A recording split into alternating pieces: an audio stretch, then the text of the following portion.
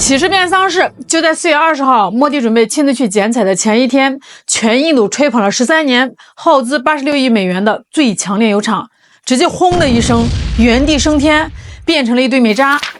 那今天呢，咱们就来扒一扒，在国家石油储备仅剩9天的决境下莫迪是如何把自己逼上火山口的。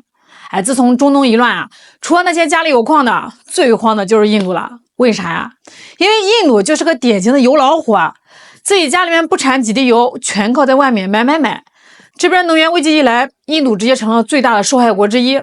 这按理说遇到这种全国性能源危机，那正常国家早就宣布进入紧急状态了，对不对？但是莫迪是谁啊？那可是把硬气2个字刻在脑门上的男人老仙儿大手一挥，不可能，绝不宣布紧急状态。咱们印度人就是有定力。其实莫迪心里也慌他不宣布紧急状态，根本不是因为这个印度的燃油管够而是他怕一旦宣布了，老百姓立马就得炸锅那为了保住自己的面子和选票，老仙儿只能咬碎了牙齿往肚子里咽，硬撑。你们知道印度国家战略石油储备还剩多少吗？只有 9.5 天。啥概念？就是只要外面的运油船一断供不到10天，印度全国上下的汽车全都得趴窝，大家一起牵着神牛去上班，怎么办？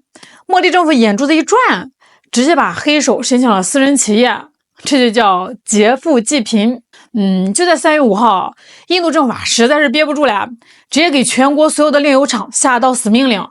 听着从今天起都给我开足马力的生产，什么塑料盆塑料桶的原材料全都不许造了，统统给我转去生产液化天然气。为了3个能用燃气灶煮上一碗糊糊，连工业生产都不要了。但是老仙儿顾不上了只要老百姓今晚不造反就行。政府在上面一顿操作底下的百姓好过了吗？完全没有。你要是最近在印度新德里街头你就会看到一种极其壮观的景象。满大街的加油站和加气站，门上挂着大锁，上面贴了个破纸条，今日无油。那稍微有几家还在营业的，哎呦喂，那个排队的情况比春运买火车票还夸张3哥们骑着现在的小摩托，在40度的高温下顶着汗水，排着长达3公里的队伍，就为了加上那可怜巴巴的半升油。那至于那些拉货的大卡车、大众卡，对不起直接拔钥匙回家睡觉吧，根本没有柴油给你们加。整个印度的物流大动脉眼瞅着就要血栓了，这可咋整？老仙儿呢是愁得觉也睡不着。这不3月中旬的时候，印度跑去跟俄罗斯套近乎花着高价10万火急的抢购了6000万桶原油。这批油4月份正排着队往印度港口卸呢。老仙儿是长舒一口气以为这把终于能喘口气了，熬过霍尔木兹海峡的危机了。结果呢，美国不乐意了。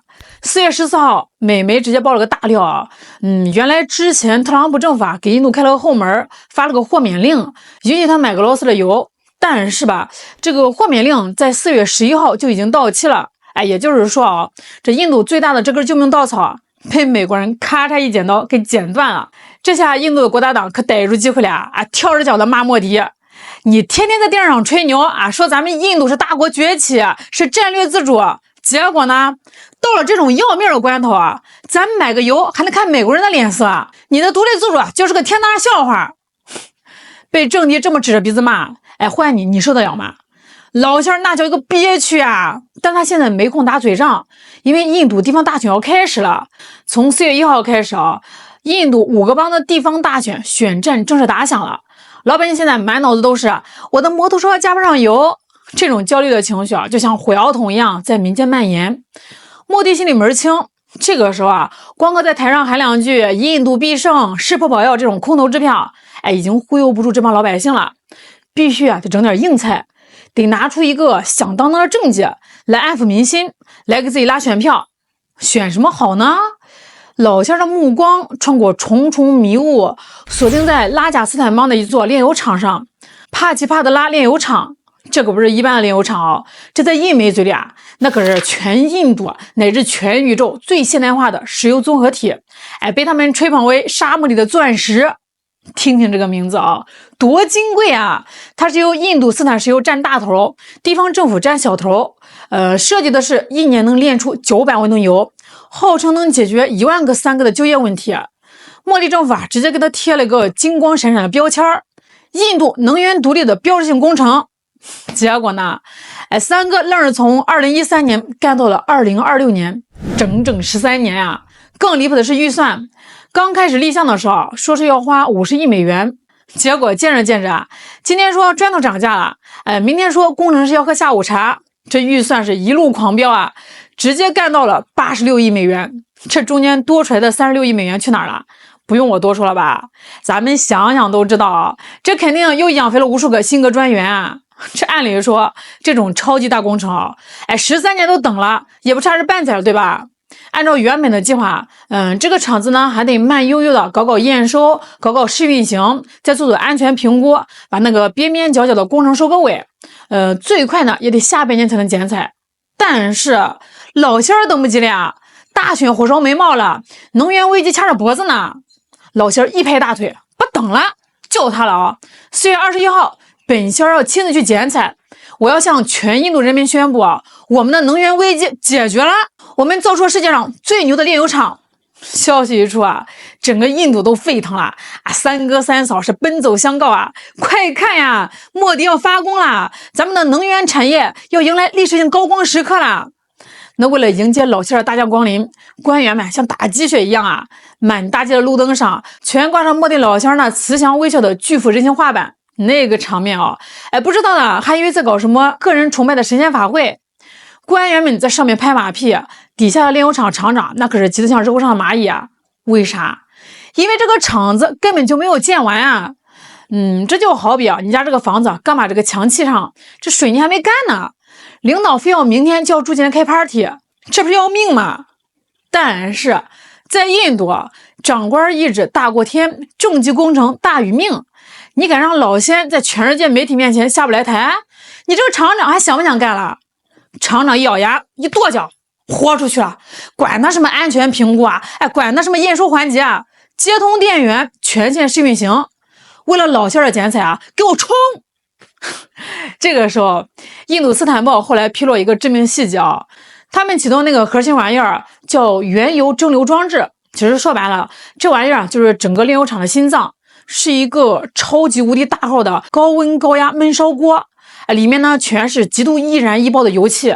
玩这玩意儿，防火防爆实时监测传感器，紧急泄压的阀门，那必须得万无一失啊，少你一个螺丝钉都可能得上天。可是在老仙的政治高压下在官员急功近利的作秀心理下，竟然在什么安全配套都没有搞好的情况下，硬生生按下这个启动键啊！就在4月20号的下午，也就是老仙准备风风光光来剪彩的前一天，人算不如天算啊！物理规律专治各种不服，轰一声巨响，撕裂了拉贾斯坦邦的天空。这声爆炸有多恐怖呢？6公里外的老百姓都以为是地震啊，窗户玻璃震得稀碎。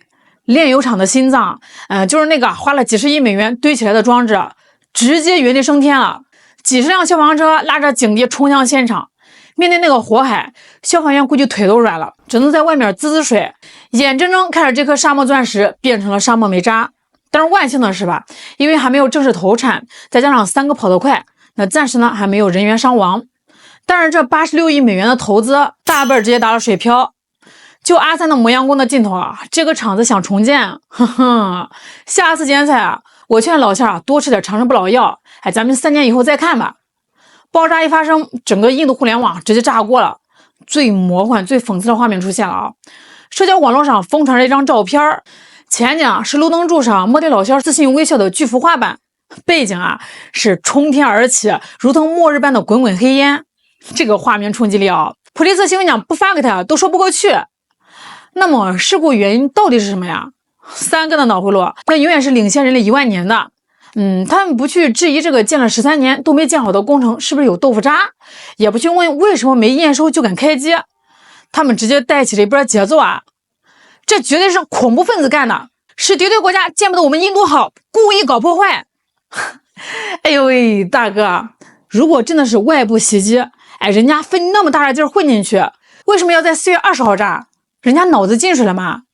人家要是真想干票大的人家等4月21号，老仙带着一大帮高官在台下剪彩的时候，按下遥控器，那个效果不是直接满分，震惊地球吗？所以啊，别扯什么洗衣机，这锅甩得太生硬了，连隔壁王大爷都骗不过去。那是不是还有另外一种可能？你想啊，一个预算50亿的项目，硬生生干到了86亿，这13年里用了多少劣质设备，有多少资金进了官员的腰包？这些烂账平时藏在庞大的设备里，谁也看不见啊。但是4月21号莫迪要来啊，他后面跟着的可是全印度最顶尖的专家团队，还有拿着放大镜找新闻的媒体。要是明天一开机，滋滋漏油，哐哐掉漆，万一被内行的一眼看出破绽，查出背后的惊天贪腐案，那得有多少个脑袋落地啊？怎么办？那帮新去的知情人、包工头、大贪官一商量，得一不做二不休，干脆一把火烧个干净。只要这个锅炸了，核心设备化为灰烬，死无对证啊！到底是因为偷工减料坏的，还是因为操作失误炸的，谁也查不出来。一把大火烧掉了所有的罪证，烧平了86亿美元的烂账，这就叫印度式危机公关。其实吧，这起事件绝非偶然，它是印度整个国家管理体系崩盘的一个缩影。印度的石油部门在这个月里干了件极其缺德的事儿。4月6号的时候，因为前面说的那个能源危机实在是太严重了，印度石油部直接给全国的炼油企业下一道死命令：你们原定要停产检修的40天计划全部取消，所有机器带病作业，给老子狠狠的生产！兄弟们，炼油厂那种高温高压设备到日子必须得停下来保养换零件这是用无数条人命换来的工业常识呀！印度政府倒好为了缓解一时的燃油短缺，直接让所有的机器疲劳驾驶在这种只要产油不要安全的指导思想下，全印度炼油厂现在都坐在火山口上。不是人家企业非要违规操作是印度政府拿着家伙逼着他们违法违规所以这次炼油厂敢在没有验收的情况下开绿灯试运行，那绝对是印度监管部门一路默许甚至纵容的结果。现在的莫迪老仙估计躲在新德里的总理府里看着电视上的滚滚浓烟，哭都哭不出来。这个锅他甩都甩不掉。如果不是他一意孤行，非要赶在大选前把这事给办了当政绩，人家厂子这一在没有任何防护的情况下点火嘛。本来呢想在全世界面前露个大脸，结果来场烟花秀，这叫彻底翻车。往好了说吧，老仙虽然今天丢了脸，但是话说回来他也算是祖上积德，万幸捡回一条老命那这个事儿在咱们看来是个悲剧加闹剧，但是要了解3个脑回路这都不叫事儿，烧了就烧了吧。最现代化的综合体变成了露天烧烤摊儿。说不定那帮新革专员们正躲在被窝里笑呢，因为马上就可以申请几十亿美元的灾后重建专项资金链再捞一笔，这简直是赢麻了呀！